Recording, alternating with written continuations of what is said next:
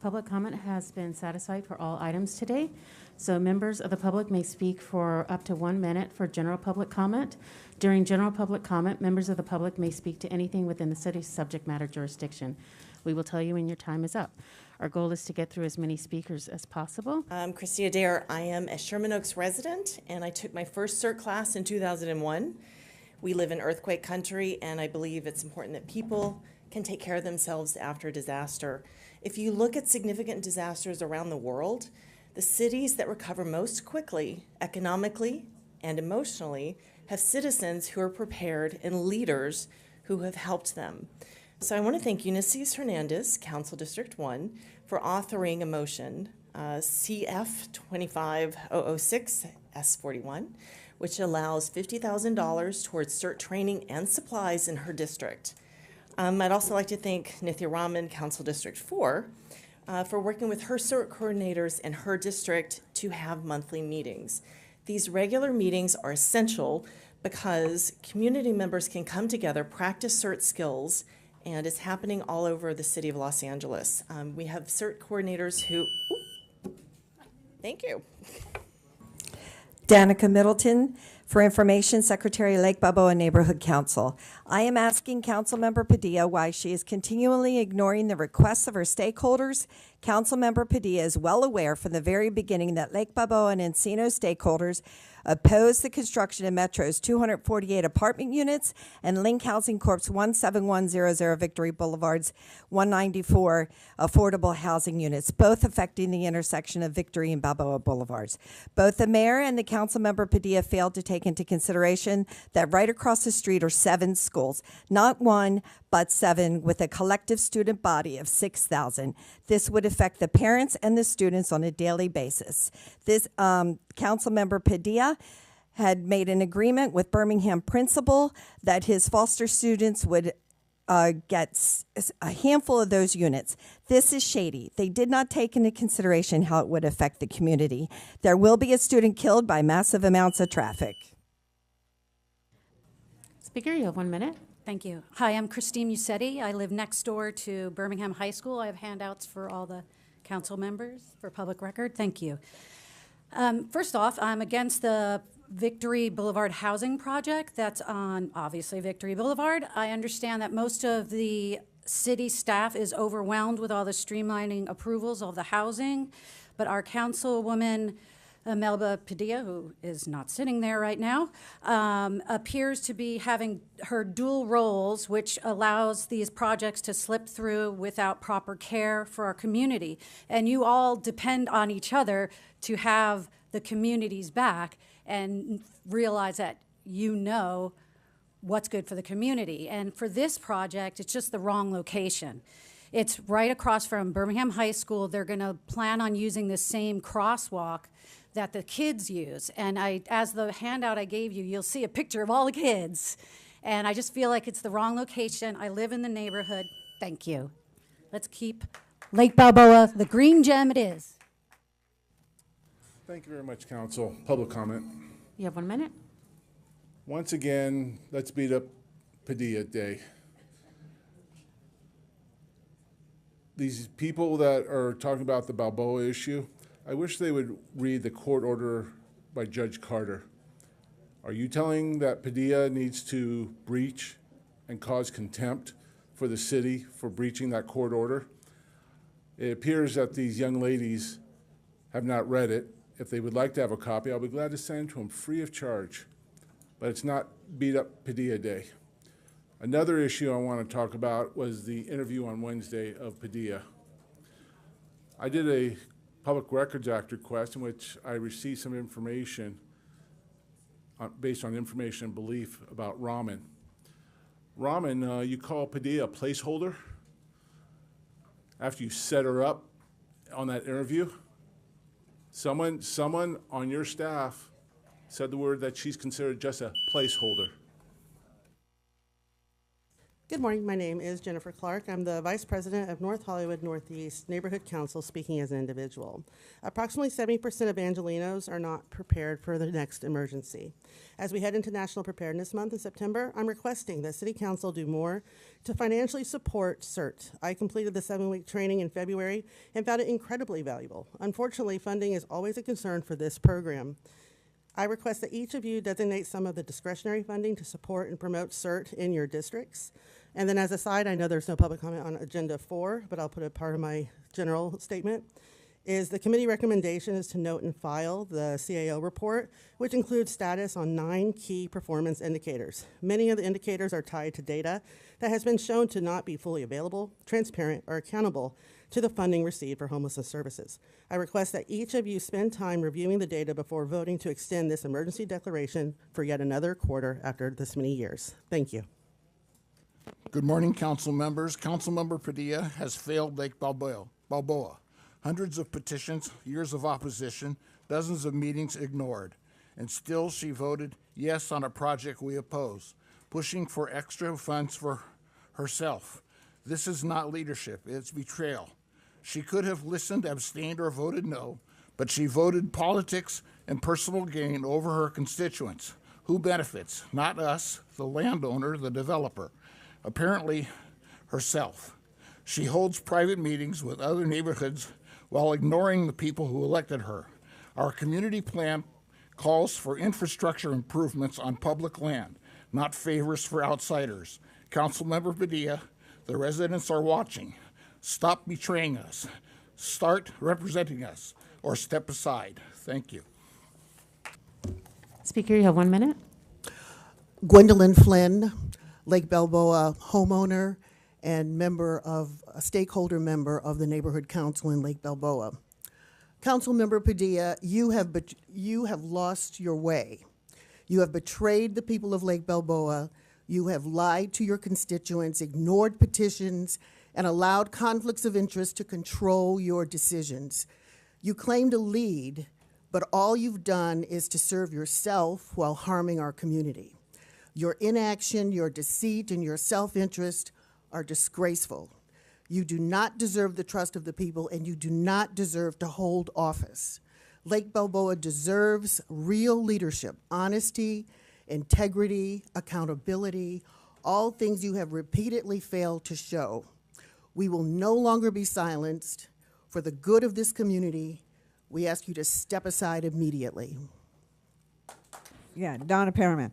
Okay, if you have a meeting, they will come. People in San Fernando Valley should have the right to speak without going downtown. We should have fair and honest elections where our politicians are elected, not selected. Metro projects approved with little public input. Light rail project on Van Nuys Boulevard takes away parking on one street and 1 lane of traffic, and buses, and making it hurting our businesses and making it hard for disabled and seniors. And so make it 10 minutes faster. And Padilla has also a housing project where not only they do housing, but they have totally take care of these people, food and medicine and health care, with no plans on having their independence. All this with very little input. She has not gone over there to try to really find out what the people want. They have a very little show where they have after they decided everything they want, then they allow people. Yeah, my name is Karen Schatz. I've lived in Lake Balboa for 33 years, been on the Neighborhood Council and on the Land Use Committee. I'm here to say what others have said, to say it very clearly, that Councilwoman Padilla has not been serving her community at all. Things go through. We have no ability to talk about it, to have any concessions, to have any knowledge of what the neighborhood is like. And we are really, really, really tired of it. And I'm just here to say that the constituents are looking at this, and we are not willing anymore to be ignored.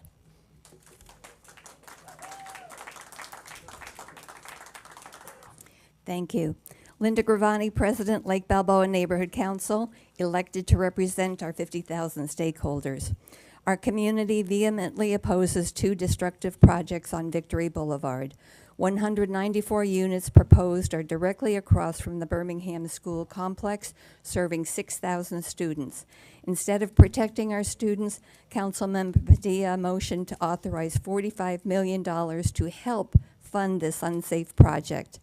The illegal dumping and oversized RV parking issues in Sun Valley are now being dumped into Lake Balboa, again across from our schools on the G-Line parking lot. There are zone salvage yards for these RVs. The 248-unit Metro planned housing project on public facility will add massive traffic. Please stop ignoring the community and please start representing us. I have my own personal comment. May I do that now? Speaker, your time is up.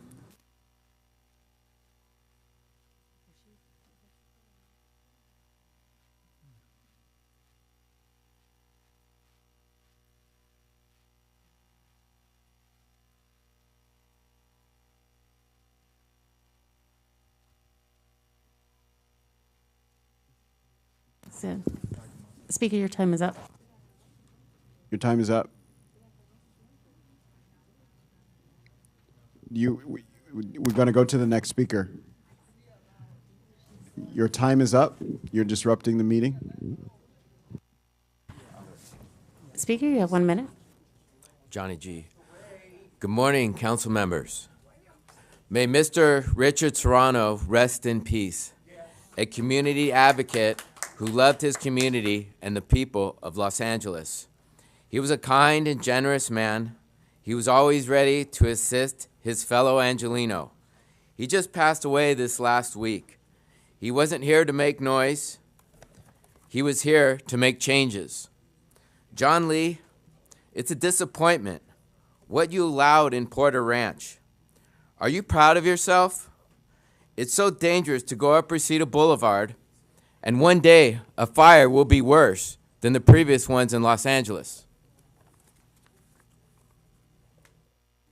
To Mr. Richard Serrano, God bless you. You were here for the right reasons. I want to thank for honoring the Autry Museum. I had 2 of my watercolorings by C.M. Russell displayed there, so it's a great place to visit. Quickly, this is 2 streets up in Porter Ranch. This one is off Mason. Guess who lives right above it? Who lives there, right? This is the street that I've lived up in for 40 years, and that we did everything to keep it clean. But now it looks like it looks like hell. It looks like Alvarado Street downtown. Poles, light poles are down. Trash is everywhere. You can't walk a horse over there. You're going to get hit by a car. Mr. Lee, I am challenging you to fix that. I don't know. Oh yeah, you laugh. You laugh. You think you have the Korean community behind you. You think you're in. This suit, see this suit, sir? I bought it. Nobody gave it to me. I didn't have to bend over for anybody. So Speaker, your time is up.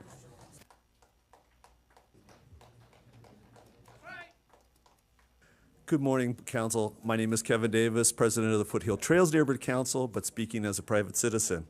Thank you for coming out to the Valley. Your presence is greatly appreciated. But I urge the Council to schedule a regular meeting in the Valley without the need for a request every month. 40% of Angelinos live in the Valley.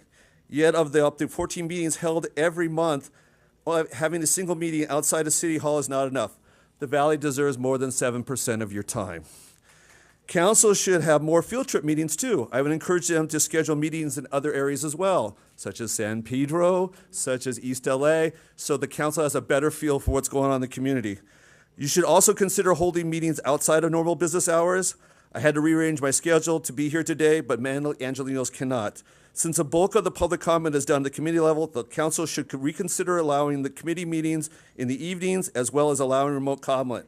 Should also consider adding a second mic to public comment. This would allow speakers to present once while the other one is setting up, therefore moving the process along faster. Speaker, your time is up. General public comment. Public, when you hire clowns, you get this city council circus of corrupt incompetence. Sleazy Marquise Dawson has absolutely no items on today's agenda. again. What a clown. Sleazy Marquise Dawson, CD8, has the highest incarceration rate. CD8, the highest homeless rate, the highest unemployment rate in the entire United States, over 12.5%. CD8 is a near complete food desert. Sleazy D has spent over $10 million on luxury offices for himself while tens of thousands are homeless. Dawson, who appointed by petty pink-faced corrupt Armenian dictator Paul Ku Klux Krakorian, a legendary fool. Criminally insane Kern Prouse has been indicted on additional charges for voting on his wife's city contracts and polygamy. $1 billion budget emergency, homeless epidemic emergency, $275 billion fire damage emergency. And Sleazy D and these 20,000, all right. Why are we eliminating items every Friday now? Oh, I used to like this council. God, you need to change your ways, Mr. President. I didn't elect you last year. I mean, come on. You're eliminating items. You're throwing people out because they use a bad word. That's not right, Mr. President. You need to straighten up and fly right. And I'm very angry with ICE the way they're deporting people. I'm Irish. I worry every day if I'm going to get deported. Hello, Council. My name is Stephen Smith. I'm a 12-year resident of Lake Balboa and put a lot of sweat equity into our community, and we cherish it. Imelda Padilla has not looked out for the best interests of our community.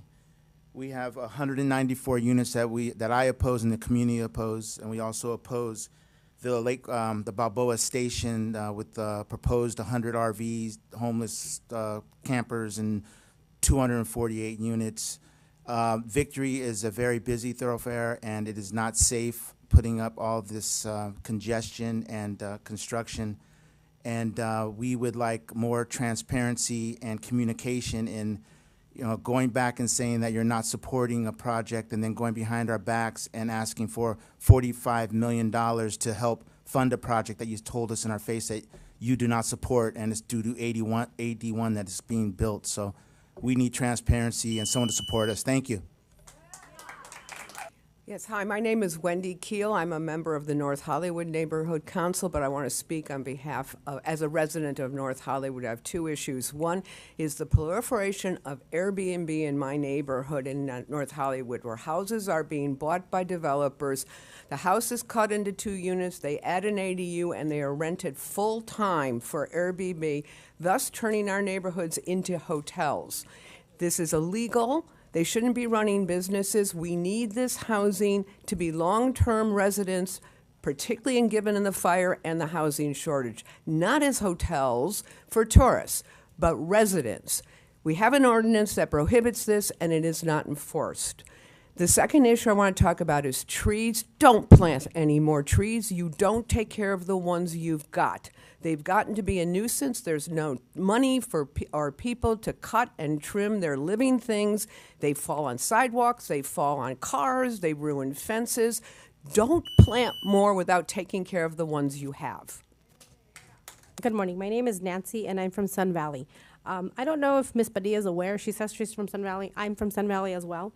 That 10 years ago, approximately, Sun Valley opened up a homeless center that brought outside people that ruined the entire park. There was drug use. There was homeless people invading the entire park. It was unavailable to the children, to the community. It was horrible. I don't know how long it took to clean that up. It was drug infested, a horrible mess.